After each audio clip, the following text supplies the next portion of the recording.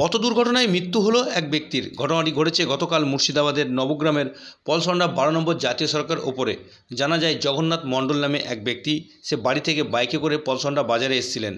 পলসন্ডা বাজারেই 12 নম্বর জাতীয় সড়কের ওপরেই একটি লরির পিছনে দাঁড়িয়ে থাকা অবস্থায় সেই লরি হঠাৎই পিছনে ব্যাক করতে গেলে তাকে দেখতে না পেয়ে লরির চাকা তার পায়ের ওপর দিয়ে চলে যায়।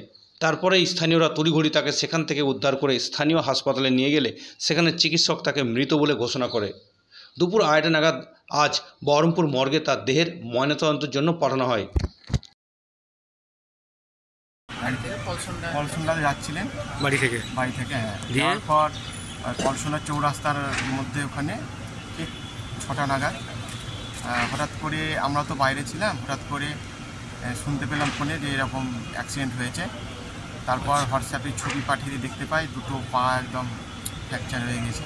কিসে ধাক্কা মেরেছিল বলতে একটা লরি দাঁড়িয়েছিল। আচ্ছা। লরিটা পিছন দিকে ব্যাক করছিল আর এখানে দাঁড়িয়ে পিছন দিকে আমার কাকু হয়, তো পিছন দিকে যাওয়ার সময় একদম পিছে দিয়ে চলে গেছে। আচ্ছা, ওই জাতীয় সড়কের ওপরে কি বলুন? জগন্নাথ মণ্ডল নাম।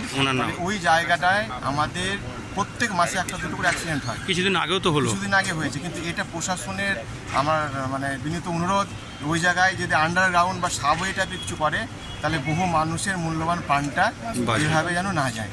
হ্যাঁ, তাই আমি প্রশাসনের কাছে আবেদন রাখছি এরকম যেন প্রাণ আর না ঝরে ভবিষ্যতে। ঠিক, এটার দিকে নজর রাখার জন্য আমি। আচ্ছা, আপনার নাম? আমার নাম সন্তু মণ্ডল, আমি ওর ভাইপো হচ্ছি। ওনার বাড়ি কোথায়?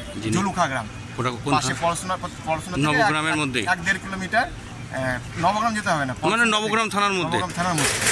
হ্যাঁ, ঠিক আছে।